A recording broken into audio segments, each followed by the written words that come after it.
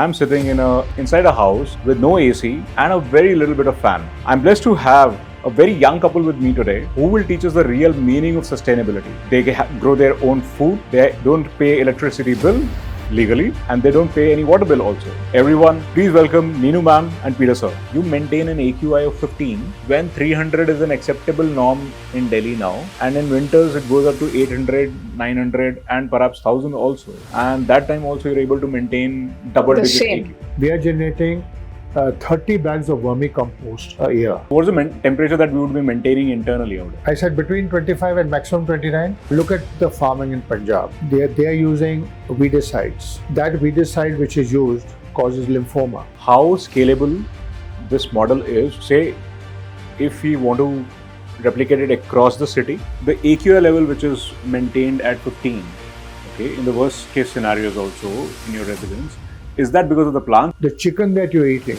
broiler chickens, they are all fed steroids, antibiotics, growth hormones. Again, it's not good for you. The system here in Delhi and in Goa, we grow 120 kilos of fish a year, organic. 120 kgs? Yeah. That's like, so, per annum? Per annum. So we made a natural cycle of the water flowing. Now here outside you'll see there are 15,000 plants. We are using only 1,000 liters of water. You have 15,000? Yes, in Delhi. In Goa we have 5,000. What's the ratio generally, sir? I mean, had it been in conventional agriculture, how much water it would have consumed? We are selling 40,000 rupees worth of vegetables to South Delhi every year, every month. How does the design of the house contribute to your overall regulating the temperature and maintaining it?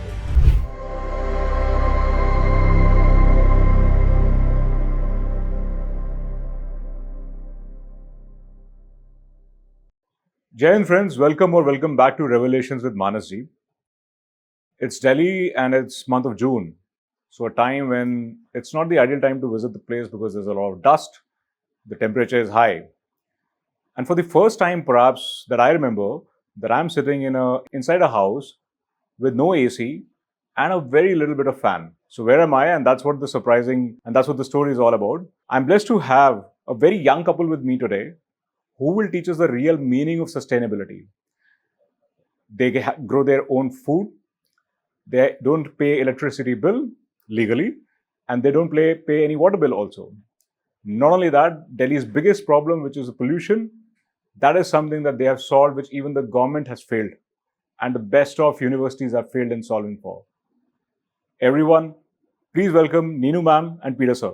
Thank you ma'am, thank you sir for joining in and for letting me be here. And as I mentioned, this is undoubtedly the most beautiful house that I've seen. Thank you. It's a pleasure having you here and sharing what we do. You maintain an AQI of 15 when 300 is an acceptable norm in Delhi now, and in winters it goes up to 800, 900 and perhaps 1000 also. And that time also you're able to maintain double-digit AQI. The same. It's if PM 2.5 is 5 and PM 10 is 10, 24/7 all year round, irrespective of what is outside. And outside temperatures are 40, 45, inside a home at 25. Maximum they might go up to 29 or 30 when there's high humidity outside, but that's it. 20-25 is the maximum. 25 is normal. Yeah. Maximum is 29-30. 29-30. That's the maximum that you have seen. When the humidity is high. When the humidity is high, it might go up to 29-30, but it's still comfortable. We have old air conditioners, we never use them. Yeah, it looks like that it has not been used for some time. I know someone said, please get it serviced. I said, well, I don't know. I'm never going to use it. What I'll do with it? And I just want you to, maybe later on show the speed of the fan also that we are sitting under. And assuming that we are going to have this conversation for some time, people can judge by themselves that how much I'm sweating after this conversation. So what is the temperature that we would be maintaining internally out there? I said between 25 and maximum 29. That's the temperature. Yeah. And the AQI during the PM 2.55, PM 1010, you can see it by the meter here, 15, all the time. How do you do this magic, both of you? Our journey to healthy living, we lived on a farm, we always ate healthy and you took that for granted. But in Delhi, when I was diagnosed, we were suggested a Vaid in Dehradun who they thought might be able to help us. So we went to visit him. What we learned from him is something that we would like to share. He said, eat sattvic food. So when questioned what is sattvic food, he said food that is organic and freshly prepared. So you see, today people cook food, put it in the fridge, and keep reheating it, or pick it up from the supermarket.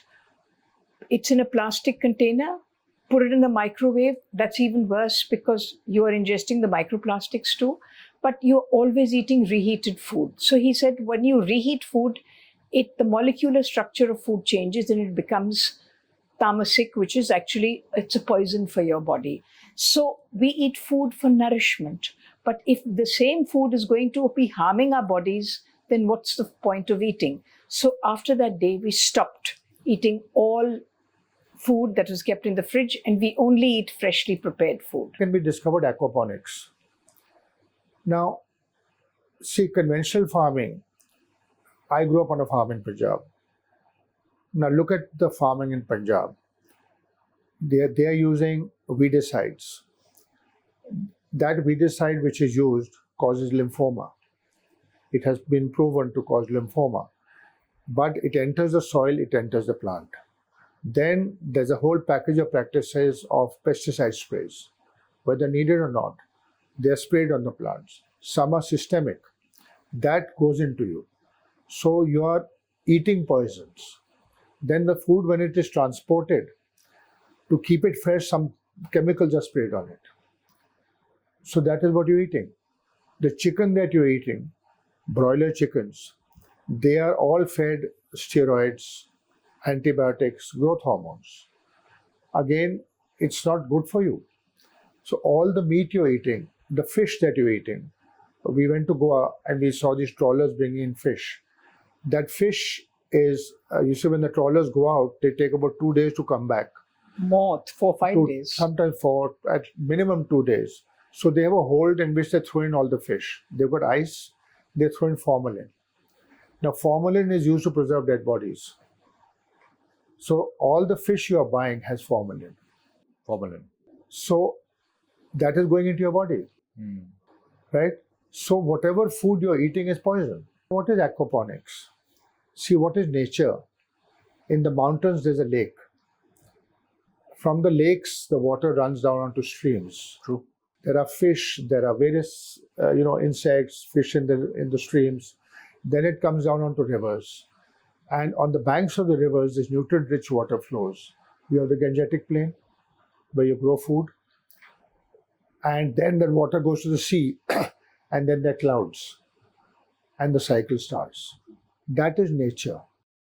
We have destroyed it by industrialized agriculture. Now, aquaponic mimics nature.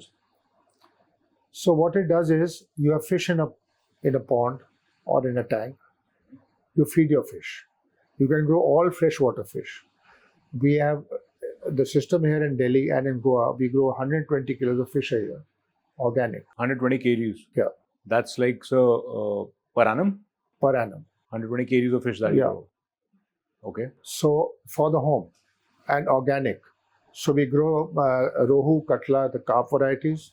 In Goa, we've grown sea bass. We've grown freshwater prawns. So you put fish into a tank. Only freshwater fish. You feed the fish. You have a system in the tank where the water goes round and round, creates a circular current. The fish waste comes to the center at the bottom. From there, there's a pipe that takes it out and circulates it to a biofilter. Now, fish waste is mainly ammonia. So in the biofilter, there's natural bacteria. You put in lactic acid, you can put in curd, natural bacteria. Don't put artificial bacteria. So what it does is, it breaks up the ammonia and there's oxygen with air pump. So oxygen and the bacteria break up the ammonia into nitrates and nitrites. That's food. That's what's there in urea and all the antibiotic, all your fertilizers. That is then pumped to plants that are grown hydroponically, without soil. The plants take the nutrition, they clean the water goes back to the fish. So and there's one pump. The pump is the clouds, which I talked about in nature. The water comes from the highest point, goes to the lowest point, is pumped by the pump to the highest point. It's all gravity. So we made a natural cycle of the water flowing. Now here outside you'll see there are 15,000 plants. We are using only 1,000 liters of water. You have 15,000 plus. Yes, in Delhi. In Goa we have 5,000. We're not even counting there, certainly more than 15,000. Well, let's say 15. And we are using only 1,000 liters of water a day. Now you cannot grow 15,000 plants in conventional agriculture with 1,000 plants. What's the ratio generally, sir? I mean, had it been in conventional agriculture, how much water it would have consumed? Well, the ratio actually is that aquaponics uses 10% of the water used for traditional agriculture. So I would That's the difference. I would be using for 15,000 plants, 10,000. I would be using 15,000 liters of water. 15,000. So anywhere between 10,000 10 to to 15,000 is that, and now you're consuming only 1,000 liters a day. 1,000. And that is evaporation loss only. That is evaporation loss only. Yeah. So But we have very little evaporation also. no, that is also there. So then that was one thing. So I do the systems, I develop the systems, set them up, and I've done them myself. And I grow the food. So you're the designer, Yeah. Yes. she's a farmer. Absolutely. She's a farmer. So I'm also a farmer, but I'm a farmer at the designing level. So in that sense, she's Annapurna in the real sense, Yeah, absolutely. comprehensively. Absolutely. So we work together. We have our different fields. So there is a bit of conflict every now and then, but that's it. But we can resolve it. But Ma'am, I think 52 years would be a good time that you would have learned to resolve it, right? How scalable this model is, say, if we want to replicate it across the city, because Delhi is facing that problem, that's number one. Number two is, typically today the flat sizes are anywhere around, say, between 900 square feet to 1500 square feet. How much can we bring it down? What is the size limitation, if there is any, to scale up or scale down this kind of a model? there is none. See, because if you live in a flat, a 3 foot by 7 foot balcony can grow 500 plants. 3 foot by 7 foot can grow 500 plants. Yes. But it's not Because just you do plants. vertical. No, See, it's not. you do aeroponic towers and you do horizontal pipes. You won't have the system here. So we have at the entrance, we'll show you, there's a small aquarium unit. It's got a 2 feet by 3 feet and 2 feet high aquarium. In that we are growing fingerlings. We've just got papda fingerlings from Calcutta. We grow them out to a big size, then we put them into the tank. That little aquarium unit, 2 feet wide, 6 feet long, and 6 feet high, has 250 plants. And it's got only one pump. That pump is about 70 watts, and it's got about 5 or 6 lights and an aerator. The total electricity consumption is 150 watts. But that's one aspect. He's No, that's talking one. about only growing food. But what you can do, because today I think in Delhi, the major concern, and not just Delhi, the whole northern region, is our air quality. Exactly. No, ma'am. that is- So what we would like to put across is that what we have done at the entrance to our home with the cooler panels, the same thing can be replicated on a small scale in a balcony. On one side, you put a cooler panel, you close the rest of the balcony, whether you use plastic sheet or polythene sheet or glass, and you pull in the air.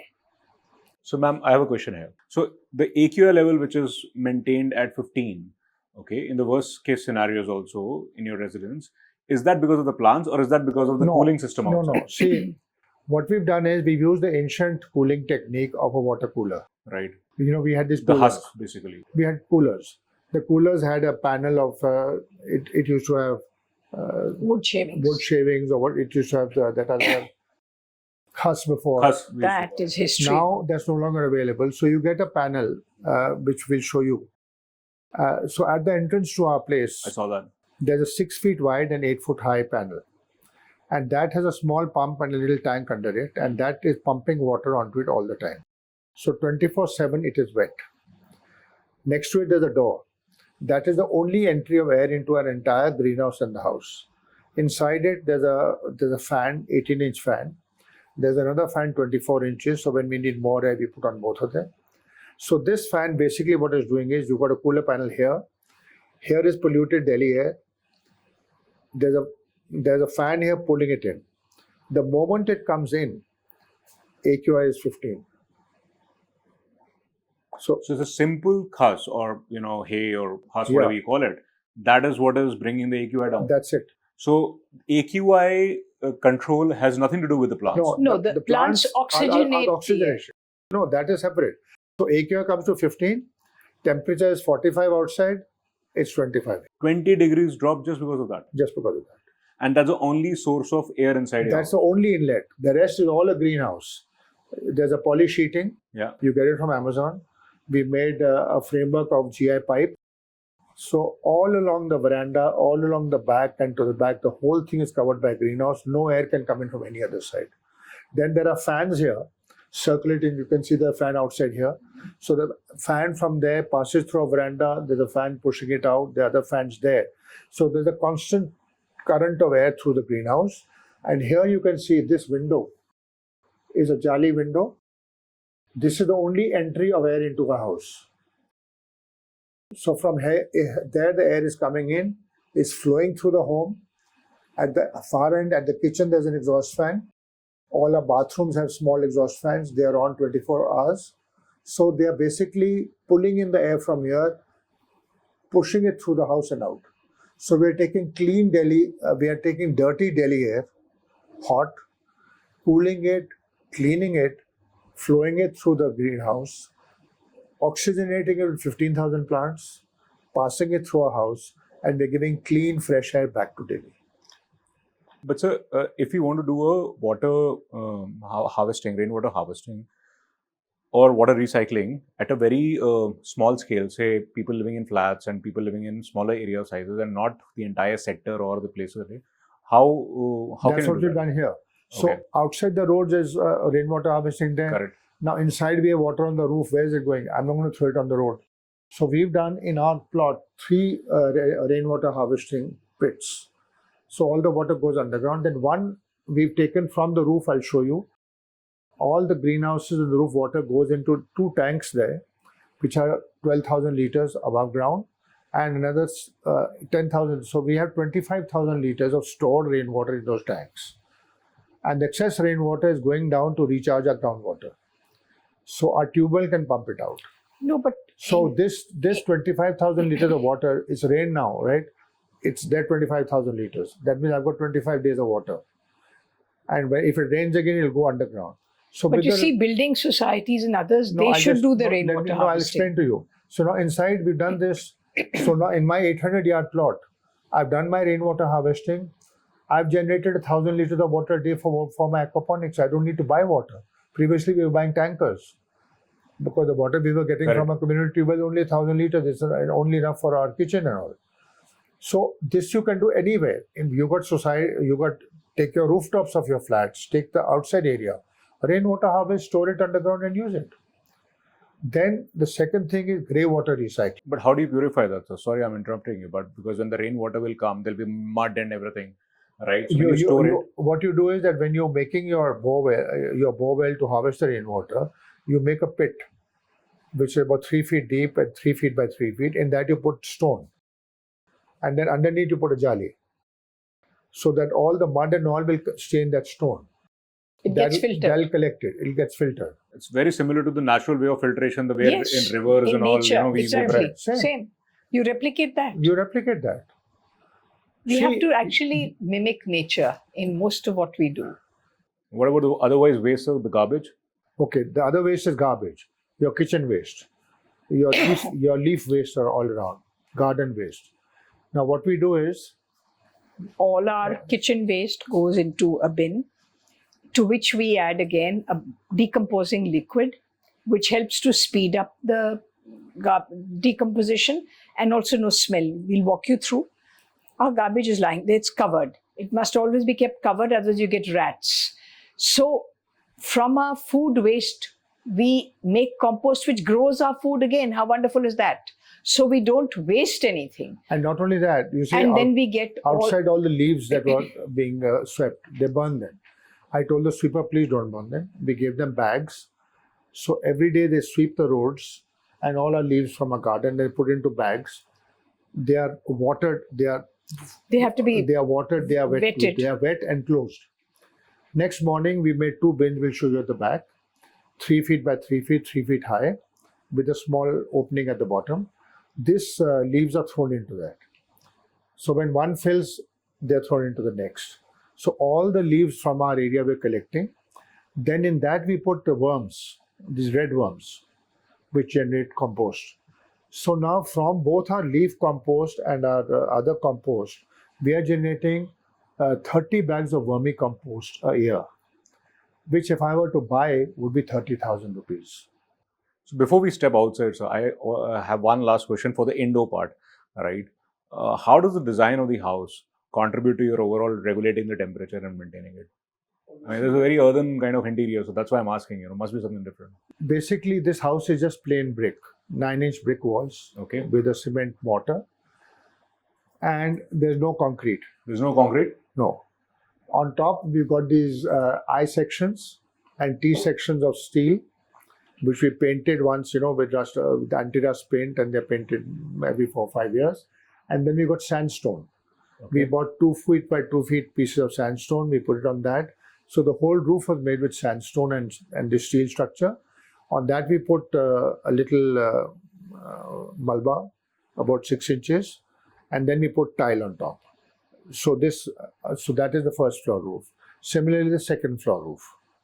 So all this is that. So then the other thing we did was, see, when you make a house, you have to look at directions. East is that side. So all the bedrooms are east.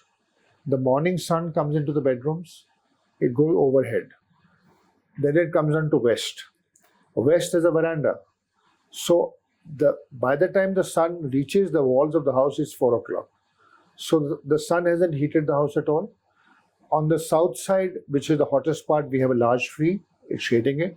This is north. This is the garden. So each room looks out onto a garden of the house.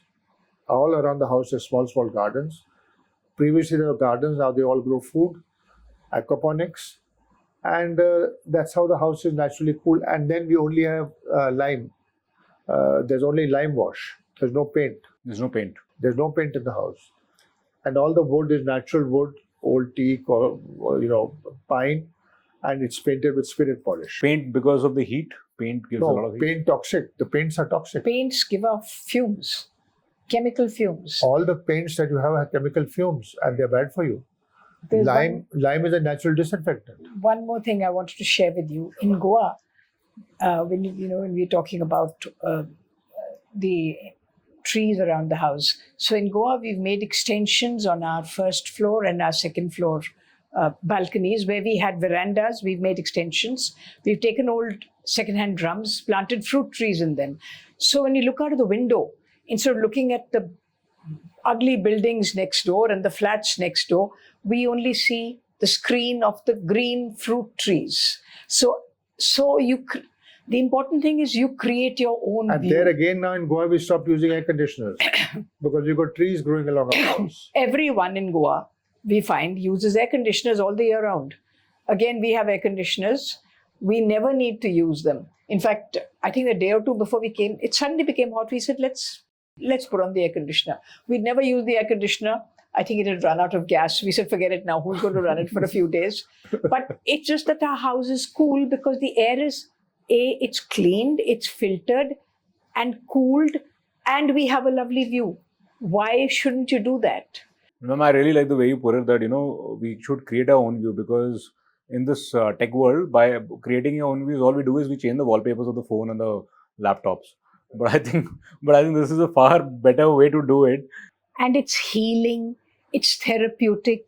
What could be better than looking at a tree and their birds and their butterflies? And ma'am, I want to ask you this thing. This could be slightly personal, but then because you mentioned that you had leukemia and you cured, so I'm sure this environment would have helped.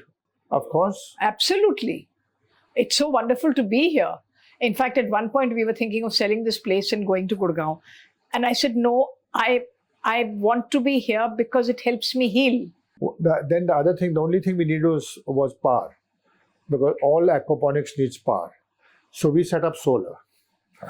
Now we were approached various companies. They wanted a lot of money to do that. So I said, forget it. And she also, when she was very upset, you set up solar panels on the rooftop. I'm growing my food there. What will I do? So I looked up, I researched online. There's something called solar for plants. Let's come back. So basically, what you do is I made raised platforms. I made a structure, raised it 10 feet high, and on that put lines of solar panels, agrivoltaic. They're agrivoltaic solar systems. So basically, if you take a farm, you want to put solar panels on it, you don't cover the farm. You make rows of solar panels, 10 feet high, so the sun comes under them. So I made 3 rows of solar panels on the rooftop, 3 kilowatts each. We set up 9 kilowatts. We tried to wanted to put it on grid. Then you see here the BSS, there's a lot of red tape. Everyone wants money. I said, forget about it. I just bought it online. And what was for 60,000 rupees, what was quoted as solar, and plus another 10,000 rupees for structure, 70,000 a kilowatt. I spent 50,000 rupees a kilowatt. Bought it online, had it done myself, and with the 8-hour battery backup, off-grid. So I've set up off-grid solar. And now, So we have our own power. Now I plan to set up wind power and a hybrid wind and a water turbine with it. May I just interrupt? Yesterday, this person came who done our course. He lives in Dubai. Now, I took him upstairs, Peter. He says, I thought it'd be hot. It's not hot. See, his concern was that they are in Dubai. He's working for, I think, for somebody who's from Kerala, so he's doing his work. He says, I want to do something where it's so hot if we can cool the roof. He says, but your roof is cool. See, this is the point he made. That's it. So we set up the agrivoltaic solar. We'll show you on the rooftop. It grows food under it, and we generate our own. I've told you we set up 3 systems. Now we have another 3 kilowatts. I'm trying to set up a 5 kilowatt on-grid system for the house. So let's see how we can get it done through the BSCS. Costing of the entire greenhouse here and the systems here over the last 8 or 10 years has been about 6 lakhs. Let's say with this 7 lakhs added on, right? This includes the pipes, Everything. the plants also. Huh? The plants also, the cost of the plants But also. the plants is running cost. That's a running cost. See, we largely, we don't buy plants. We get seeds. No, I I'm grow talking about the everything capital from cost. seed. You're talking about the capital cost. The capital cost is this. The running costs are plants, right? Now, according to the FAO, aquaponics, you recover your working capital. I mean, you recover your capital cost within 2 years. 2 years. See, if I'm generating 120 kilos of fish a year, 500 rupees a kilo, right? Then I'm generating all my food that I would be buying that food. Now we are selling 40,000 rupees worth of vegetables to South Delhi every month. So your ROI is less than a year in that sense. From So the fish and the Yeah, food, your ROI is less than a year. it's gone. So 40,000 rupees a month, which I'm selling food, in 1 year I made 5 lakhs, which has taken care of my capital costs. Awesome. After that, it's only a running cost. And my running cost is taken care of by the 40,000 a month I'm But getting. people don't consider the benefit to their health from living in clean air. That is priceless. No, That is the most clean air and organic food. Eating healthy food, because see, people will invest in eating vitamins and medicines, but we make food our medicine. We make this clean air our it contributes to our health. What is the value of that? and That's the most we important. both love to cook. We cook different cuisines. So we cook our food, we enjoy it, and we work. My last question, so before we step outside to have a look, is if somebody wants to learn this, right? How do they go about it? Oh, we teach. We have online courses, 2 weeks. You have not patented this. No, I'm not patenting anything. Why should you patent? in Do you fact- patent nature? So that was a young couple who has generated their own power. They have fulfilled their water needs by themselves. So ideal to understand a scenario where they've solved all the problems that we all crib about. The course costs less than the meal outside on any weekend for a family. What it brings is you closer to the nature, closer to healthy living. The ROI for the entire capex, the return on investment for the amount spent, is less than 1 year. And of course, you have the benefit of having a great health, which is priceless. So that was Neeno ma'am and Peter sir. Thanks a lot for sharing this knowledge. We will now have a look outside, see things working. And yeah, this has been almost like 70 odd minutes or 1 hour plus, and I'm not sweating. And that's the speed of the fan. This is a miniature system of aquaponics, and there are three ways of growing plants. One is vertical aeroponic towers. Here, you see the pots are in the tower. The water is coming down and the roots will go out into the water. But this has just been put in, the roots haven't come out, but they are starting to come out.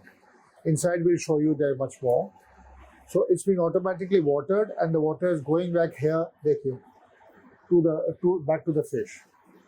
From there the water is falling into these trays, and again these pots are in the plant, in the trays, they're in the water with vermicompost and coco peat, homegrown vermicompost, and the plants are growing.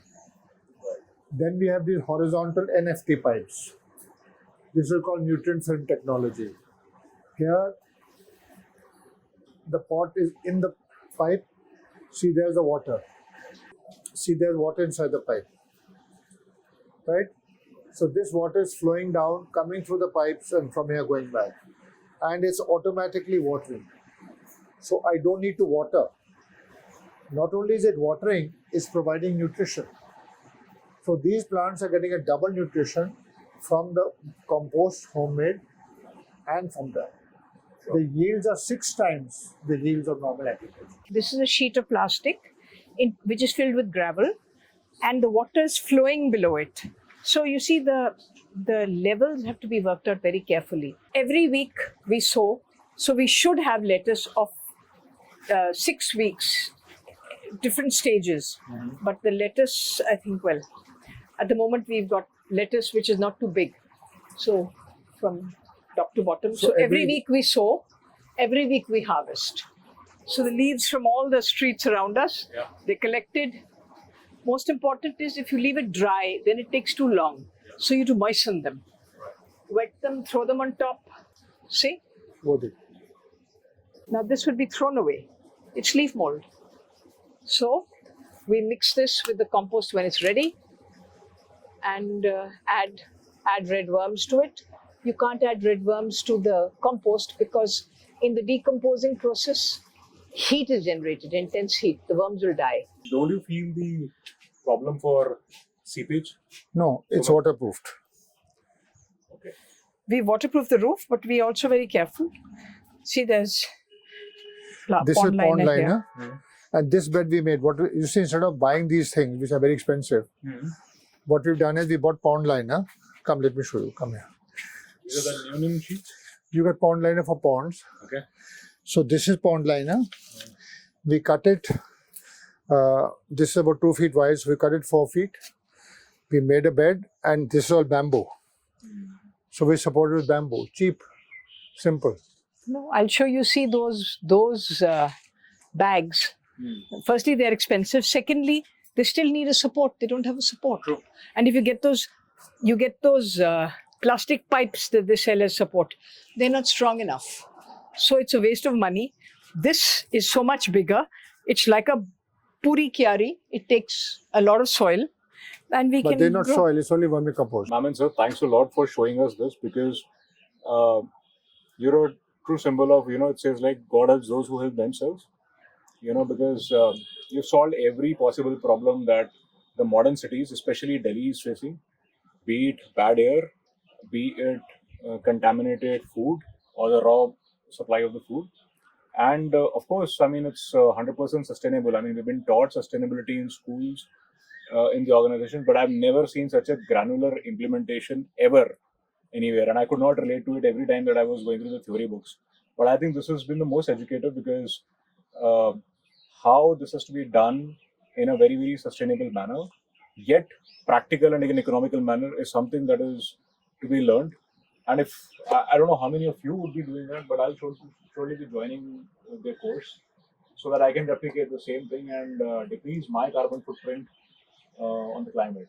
So, ma'am and sir, thanks a lot for all this time. It's been a hot day, but and you're sweating outside. But then, but as you see, we are on the second floor rooftop and it's cool. Yeah, it's cool, and so are you both.